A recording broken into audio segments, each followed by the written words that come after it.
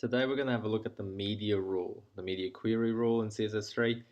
It's basically because we're getting some questions around how do I make it look different in different sized browsers, so on my tablet, on my phone, and other bits and pieces. So I think I'm not going to integrate it into the animals site that we're doing just to keep the video short, but I do want to point you at the resources where you want to go to learn more. So obviously the W3 schools here for the media queries, or you can just put media query into Google. It should come up with this page anyway for you.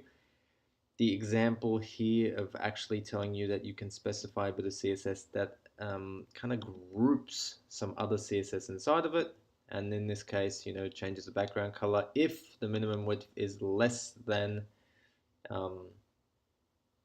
actually no, if it's wider than 480. So that's what we're going to do. It's going to be light green if it's wider, and then it's going to have a default value, which is the one before it. So I'm not getting myself confused. Now, if you click the Try It Yourself button, opens up a new tab, you get this. This is the actual result size here. So you can see the width is 543. The background color is light green. And if I go and I resize this down to here, you can see the width is now 463. And obviously I can keep going to other numbers, but it becomes light blue. Now, what's happening here, this change, or what we're kind of seeing here is a fundamental kind of override that CSS is doing based on the specific rule. The specific rule here being that the media screen needs to have a minimum width of blah. Now, we can change this to 200.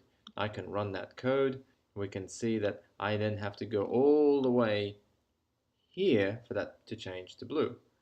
And, we also have some other properties we can change, such as this screen. It can be changed to print. If you want to read more about that, you keep scrolling down here and look at the different media types.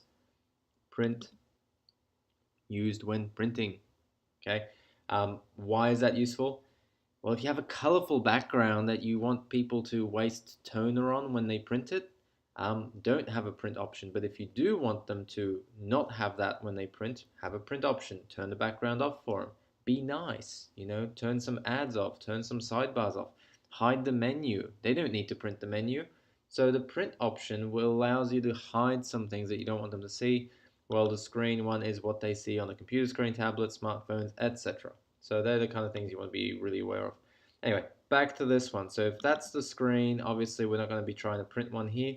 But what we can do is mess around with these values. So if we can put it back to 400, fantastic. And then obviously you can change some colors here. So we can make it, green and maybe blue. And this is going to be ugly, so I apologize. And then you can see the change that happens still, right? But if that's not what you want, what we can do is we can do extra things. So in the body, actually not in the body, I'll do this.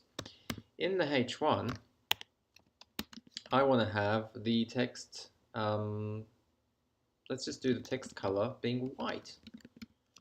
And so then when we run that code, you can see the text is white. I make it smaller, the text is still white, because then I have to go inside of this media screens kind of query thing. Imagine that's like another set of style tags, like this is like your style 2. But what it's actually doing is it's specifying the rule for the screen width. And then in here we'll do H1, color, and let's just change it back to black. I'm sorry, I'm not creative right now. I'm so sorry. I feel embarrassed. But we're all going to get over it. So then when we go here and we go, all right, well, here's what's going to happen. Here it's black, here it's white, and it's just basically going to flip around those things. Now you don't need to stop there. You can then go and say text align, oh, let's type that correctly, is right. And run that. So it flips sides. So it goes from the left to the right, to the left, to the right. And you can do those things as much as you want. And the idea behind it is that on a smaller screen, you might want to make the font bigger. So you're going to say, look, if I actually want to make my paragraph a little bit larger, so when it goes to this screen, I want my font size to be maybe, I don't know, 16 pixels. And again, when it gets small, that not a paragraph? That's a paragraph. What did I do wrong on size? I don't know. Did I not wait until it refreshed? But the idea is still the same. I've obviously made a mistake here, but I'm not going to try and debug it for the purpose of the video to keep it short. But you get the idea, so you can mess around with this. And this is only when you're trying to figure out what am I going to do specifically. And it's probably upset because I haven't specified it in the first place. I'm not going to debug it, but I can't just sit here and not have it fixed, right? There you go. So that's your 12 by default, which is a small one, and then it gets big to the 16 size. So let's just make that really big, right? Make the point. So here's my 34, here's my 21,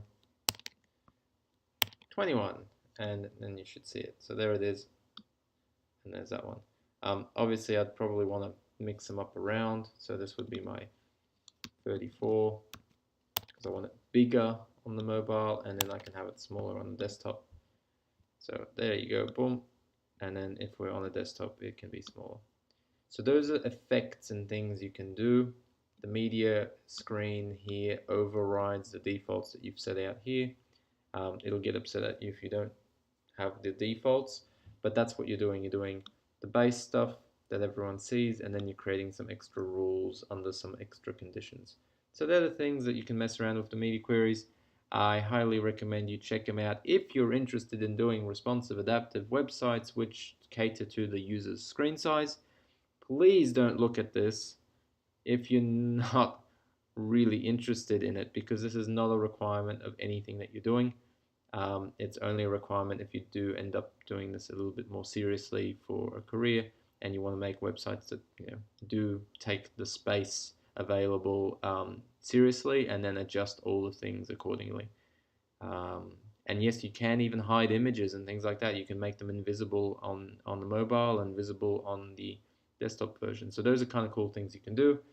And I think I'm done for the video for today, but do experiment and let us know in the comments if you have any other kind of comments and things like that, so we can explore that a little bit further for you next time. All right, thanks for checking it out. See you guys next time.